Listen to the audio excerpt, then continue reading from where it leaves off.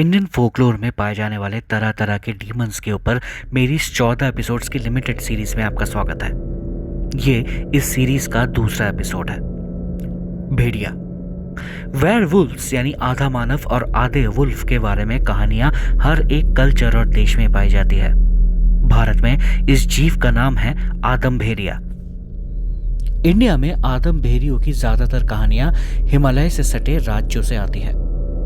भारत के खूंखार जंगली प्रेडेटर्स की लिस्ट में हालांकि वुल्व्स का नाम ऊपर की लाइनों में नहीं आता, पर फिर भी इंसानों की भेड़िया बनने की कहानियां पहाड़ी गांव शहर में बसे लोगों की नींदें उड़ा देती है। माना जाता है कि अगर आदम भेड़िया किसी को काट ले या खरोच भी ले तब भी वो इंसान आदम भेड़िया बन जाता है।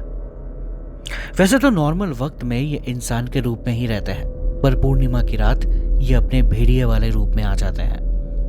जैसे जैसे उनका इंसानी शरीर एक बड़े भेड़िए में बदल जाता है, वैसे ही उनका फिजिकल स्ट्रेंथ बढ़ता है और वो जंगल और उसके आसपास शिकार में निकल पड़ते हैं। पूर्णिमा के खत्म होने के बाद ये अपने इंसानी रूप में वापस आ तो जाते हैं, पर तब भी वो खूंखार ही रहते हैं और उनसे उलझना जानलेवा हो सकता है।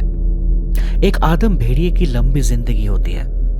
भारत की लोक गाथाओं के अनुसार एक आदम भेड़िए को सिर्फ तब मारा जा सकता है जब उसी के जंगल के किसी पेड़ की लकड़ी से बने स्टेक को उसके दिल में गाड़ दिया जाए और फिर उसका शरीर जला दिया जाए। पॉपुलर कल्चर्स में आदम भेड़िए को बहुत बार दिखाया गया है। हॉलीवुड में Twilight series, Harry Potter series में प्रोफेसर लुपिन और हाल ही में बॉलीवुड में वरुण धवन अभिनीत भेड़िया भी इसी आदम भेड़िए के ऊपर आधारित है। खबीश। ज़ॉम्बीज की कहानी वैसे तो हाइटियन फोकलोर से शुरू हुई थी, पर भारत के हिमालयन स्टेट्स में भी ज़ॉम्बीज से मिलती जुलती एक कहानी पाई जाती है। कहानी खबीज की। किसी के खबीज बनने के लिए उसके मरने की जरूरत नहीं होती है। एक खबीज एक इंसान के अंदर उसके आंखों से प्रवेश कर सकता है। आंखों से अंदर जाने के बाद मेटामॉर्फोसिस शुरू हो जाती है और कुछ ही घंटों में वो इंसान भी एक खबीज बन जाता है। सवाल है, आप खबीज को पहचानोगे कैसे? कहानियों में इसका भी उल्लेख है। कटा हुआ दाहिना हाथ और पूरे बदन पे लाल गोलाकार निशान और सांस लेने की दिक्कत। कहा जाता है कि अगर रात को कोई हिमालय के जंगल में अकेला भटक जाए तो उसे खबीज दिख सकता है, जिसके आंखों में देखते ही वो भी खबीज बन जाएगा। किचन। आज की तीसरी कहानी है किचन की। किचन की कहानी आती है बिहार से। ये फीमेल आत्माएं होती है जो ऐसे मर्दों को अपना शिकार बनाती है जो स्वभाव से कामुक हो।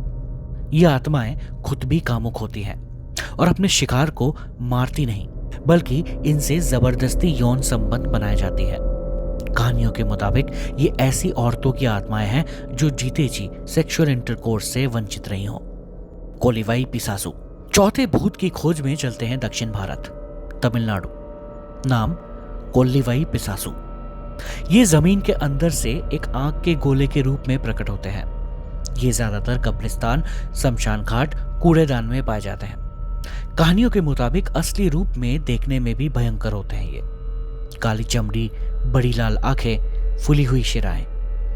बात करने के लिए एक स्पेशल भाषा का इस्तेमाल करते हैं, पैशाची, और इनके पास माइंड कंट्रोल और पोजीशन की शक्तियां भी होती हैं। अलग अलग कल्चर्स में इन भूतों को अलग अलग नाम से बुलाया जाता है। वेस्ट में विलो द विस्प, बंगाल में आलया और गुजरात में चीरबत्ती। वैसे इसका एक साइंटिफिक एक्सप्लेनेशन भी है। कूड़ेदान कब्रिस्तानों में चीजें सड़ने के कारण मीथेन और डाइफॉस्फेन तैयार होती है। जब ये गैसेस अचानक से निकलती है तो ऑक्सीजन के साथ मिलकर ये जलने लगती है। दिलचस्प बात यह है कि भारत के लोग पुराने समय से ही इतने साइंस माइंडेड थे कि उन्होंने साइंटिफिकली ही इस पिशाच का नाम रखा, कोल्लिवाई यानी कोल्लिवायु, जिसका इंग्लिश में मतलब है कंबस्टेबल डेडली गैस। कुट्टी चेतन।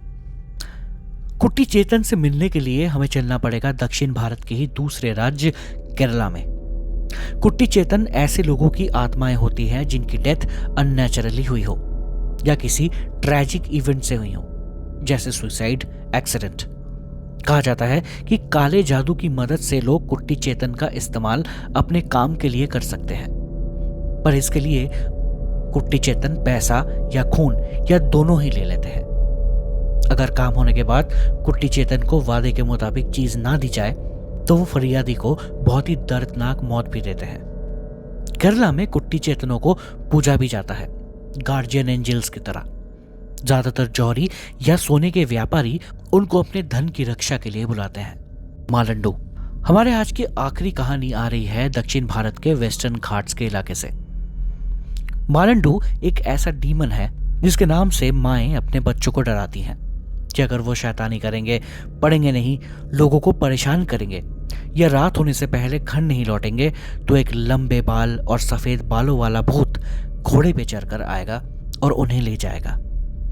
कहानियों के मुताबिक मालंडू शाम ढलते ही अपने घोड़े पे आता है और ऐसे दुष्ट बच्चों को अगवा कर ले जाता है।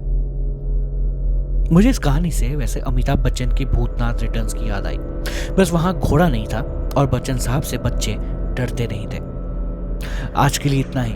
जल्द हाजिर होऊंगा अगले एपिसोड में और 6 किस्म के भूतों के बारे में बात करने के लिए। सपोर्ट करने के लिए कृपया चैनल को सब्सक्राइब करें। धन्यवाद।